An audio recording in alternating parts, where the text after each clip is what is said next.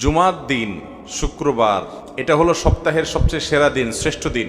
এটা হলো ইমানদারের জন্য ঈদের দিন, গরিবের উৎসবের দিন, সাপ্তাহিক ঈদ। জুমার দিন উপলক্ষে সবচেয়ে বেশি পরিমাণে যে আমলটা করতে হবে, পরিমাণে সবচাইতে বেশি করতে হবে, সেটা হলো দুরূদ শরীফের আমল। কিসের আমল? কারণ নবী করিম সাল্লাল্লাহু আলাইহি ওয়াসাল্লাম বলেছেন, আকফিরু আলাইয়া মিনাস সালাতি মিন ইয়াউমিল জুমআতি ওয়া লাইলাতিল জুমআহ। তোমরা জুমার দিন এবং জুমার রাত, জুমার রাত হলো বৃহস্পতিবার দিবাগত রাত, অর্থাৎ বৃহস্পতিবার সূর্য অস্ত হয়ে গেছে, জুমার দিন শুরু। তো এই জুমার রাত এবং জুমার দিন, এই উভয়টাতে তোমরা আমার প্রতি বেশি বেশি করে দুরূদ প্রেরণ করো, আমার জন্য আল্লাহর কাছে দোয়া পেশ করো। ফাইন্না সালাতাকুম মারুদাতুন আলাই, কারণ তোমরা যে দুরূদ পাঠ করো আমার জন্য, এটা আল্লাহর ফেরেশতারা আমার কাছে নিয়ে পেশ করে যে, হে আল্লাহর রাসূল, পৃথিবীর অমুক দেশ অমুক প্রান্ত থেকে অমুকের ছেলে অমুক আপনার জন্য দুরূদ পেশ করেছে।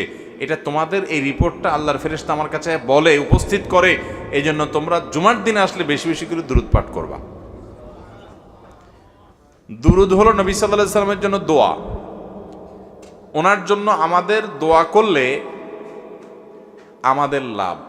আল্লাহ তাআলা তো তার রাসূলের প্রতি রহমত এমনিই নাজিল করবেন, আমরা দোয়া করলেও করবেন, না করলেও। কিন্তু আমরা যদি দোয়া করি তাহলে সেক্ষেত্রে ওনার লাভ হোক না হোক আমাদের লাভ নিশ্চিত, নিজেদের লাভ নিশ্চিত। আল্লাহ তাআলা তার রাসূল সাল্লাল্লাহু আলাইহি ওয়াসাল্লামকে অনেক ভালোবাসেন, অনেক মহব্বত করেন। তার নবীকে তিনি অনেক মহব্বত করেন দেখে তার নবী, তার জন্য কেউ দোয়া করলেও আল্লাহ তাআলা তার প্রতি রহমত নাজিল করে।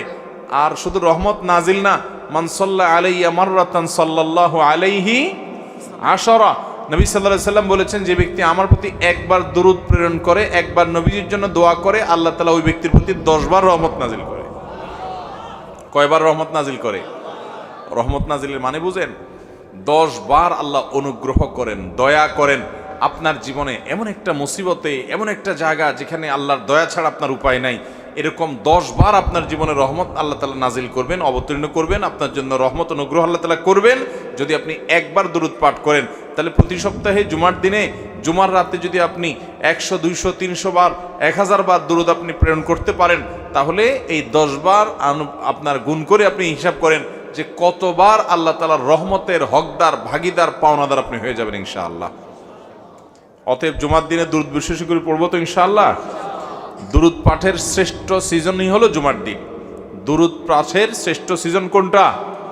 জুমার দিন, জুমার রাত। এটা হলো দুরূদ পাঠের সবচেয়ে উত্তম মৌসুম এবং শ্রেষ্ঠ সিজন। চেষ্টা করবো তো আমল করার ইনশাআল্লাহ। এখন থেকে বৃহস্পতিবার সন্ধ্যা হলে শুক্রবার সন্ধ্যা পর্যন্ত দুরূদ সারা সপ্তাহ প্রতিদিনই কম বেশি পড়বেন। কিন্তু এই জুমার দিন যখন আসবে তখন দুরূদের পরিমাণ অনেক বেড়ে যাবে ইনশাআল্লাহ। সবাই চেষ্টা করবো তো, আমল করবেন তো ইনশাআল্লাহ।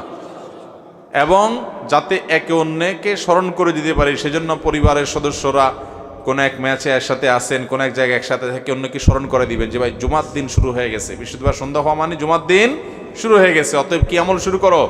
দুরূদের আমল। দুরূদ পড়তে কি পয়সা খরচ হয় ভাই? অনেক বেশি কষ্ট হয়। দুরূদের মধ্যে সবচেয়ে শ্রেষ্ঠ দুরূদ হলো দুরূদ ইব্রাহিম।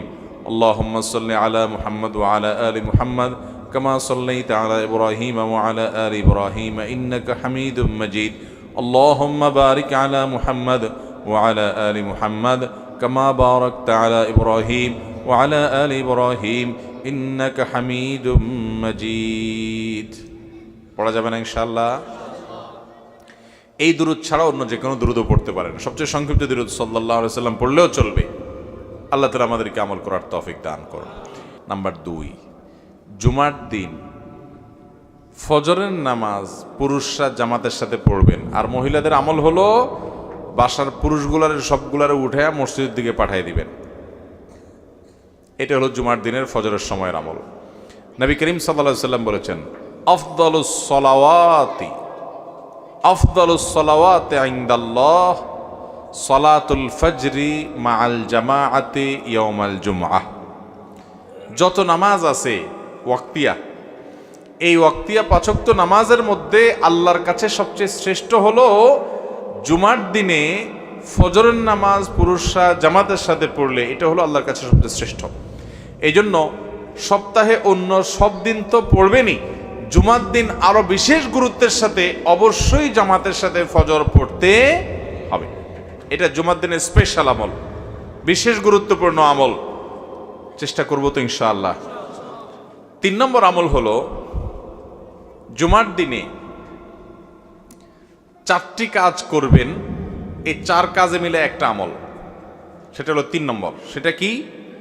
নবী আলাইহিস সালাম বলেছেন, মান বাক্কারা ইয়াউমাল জুমআতি ওয়াবতাকার, যে জুমার দিন আগে আগে ঘুম থেকে উঠবে, ভোরে ঘুম থেকে উঠবে, ওই যে ফজর পড়বে, ওয়াগাসসালা ওয়াগতাসাল, ফরজ গোসল হলে ফরজ গোসল করবে এবং উত্তম রূপে গোসল করবে জুমার দিনের জন্য, এবং ওয়ামাশা ইলাল মসজিদি ওয়ালাম ইয়ারকাব, পায়ে হেঁটে মসজিদে যাবে, বাহনে চড়বে না। ওয়াদানা মিনাল ইমামি ওয়ালাম ইয়ালগু, ইমামের খুব কাছাকাছি গিয়ে বসবে, আগে আগে যাবে, ইমামের একদম কাছাকাছি গিয়ে বসবে, এবং খুতবা শেষ হবে, নামাজ শেষ হবে, এর মধ্যে কোনো বেহুদা কথা বলবে না, বেহুদা কাজ করবে না। মসজিদে গিয়ে যত সময় সম্ভব 2 রাকাত করে নফল নামাজ পড়বে, কোরআন তেলাওয়াত করবে, ভালো কাজ করবে, বেহুদা কাজ করবে না, চুপচাপ খুতবা শুনবে। এই 4 কাজ যদি কেউ করে, আবারও বলি 4 কাজ কি কি? আগে আগে ঘুম থেকে উঠা, আগে আগে মসজিদে যাওয়া, গোসল করা উত্তম রূপে, পায়ে হেঁটে মসজিদে যাওয়া, ইমামের কাছাকাছি গিয়ে বসা, অহেতুক কথা কাজ না করা। এই 4 কাজ যদি কেউ করে, নবী করিম সাল্লাল্লাহু আলাইহি ওয়াসাল্লাম বলেছেন, আল্লাহ রাব্বুল আলামিন তাকে এই কাজগুলোর বিনিময়ে, সে যে বাসা থেকে মসজিদ পর্যন্ত আসলো, প্রতি কদমে 1 বছর রাত জেগে নফল নামাজ পড়া আর দিনে নফল রোজা রাখার সব আল্লাহ তাআলা তাকে দান করবেন, প্রতি কদমের বিনিময়ে। তাহলে আপনার বাড়ি থেকে মসজিদে আসতে যদি 200 কদম হয়, 200 কদম হইলে 200 বছর রাত জেগে তাহাজ্জুদ পড়া আর দিনভর নফল রোজা রাখা, টানা 200 বছর পর্যন্ত করা, এটার সব আপনি পাবেন প্রতি সপ্তাহে চাইলেই। অনেক মুহাদ্দিস এবং অনেক হাদিস বিশ্লেষক ওলামা একরাম বলেছেন, কোরআন হাদিসে যত আমলের, যত ফজিলতের কথা বলা আছে, এর চাইতে কোনো ফজিলতপূর্ণ আমল আরেকটা আর নাই। মানে এত বিপুল পরিমাণ সওয়াবের কথা অন্য কোনো আমলের বিপরীতে আল্লাহ ওয়াদা করেন নাই।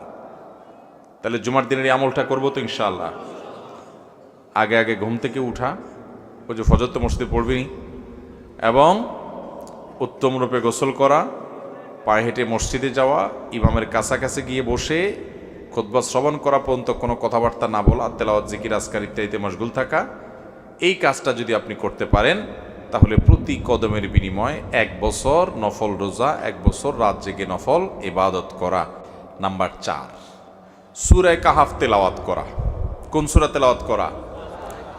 এমন একটা সময় আমরা আসি ভাইরা, কিয়ামত যে খুব নিকটবর্তী হয়ে গেছে সেটা বিভিন্ন আলামত দ্বারা বোঝা যায়।